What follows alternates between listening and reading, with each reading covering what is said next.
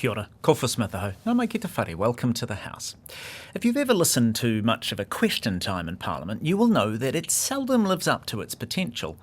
On paper, what Parliament terms oral questions to ministers are a tightly regulated format where backbenchers ask ministers searching questions about their jobs and get honest, full answers.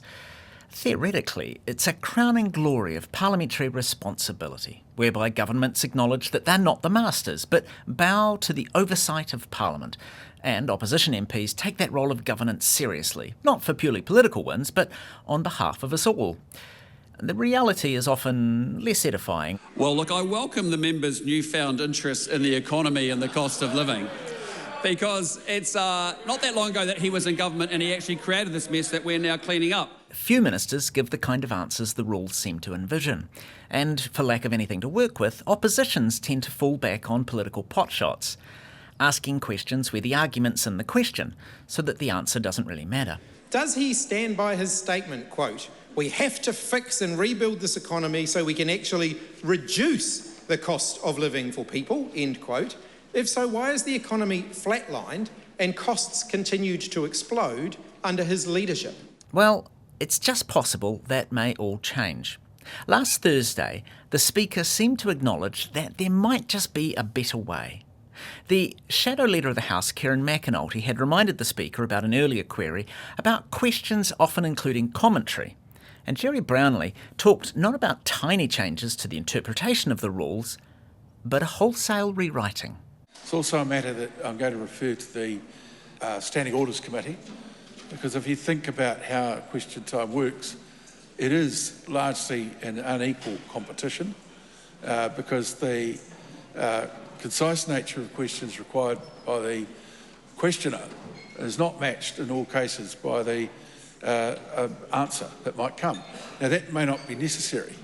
If the member reflects a little bit on the structures that other parliaments have, it's not uncommon for a questioner in other parliaments to actually speak for a period of time before finally asking a question. Well, Westminster is a perfect example, and there are many others. So I think it is a matter that the Standing Orders Committee should consider. The current format for questions was devised in the Parliament between 81 and 84 and came into effect in 1984. So it's quite some time, 40 years effectively, since this particular format was reviewed. So thank you for raising that. It is under active consideration.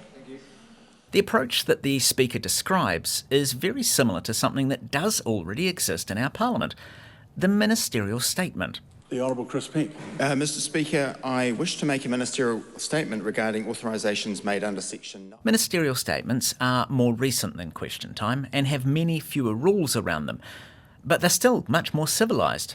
They're only used very occasionally, and that's if initiated by a minister, though that could be changed.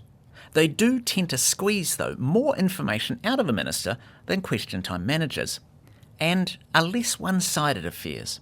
Here's a moment from one just last week, where Labour's Pina Henry ends an initial response to a statement from Winston Peters and then segues into some questions. There is more that New Zealand can do and must do. Silence is no longer the issue, inaction is. If we believe in international law and human rights, we must act with moral clarity and urgency. Mr Speaker, I now have a series of questions for the Minister.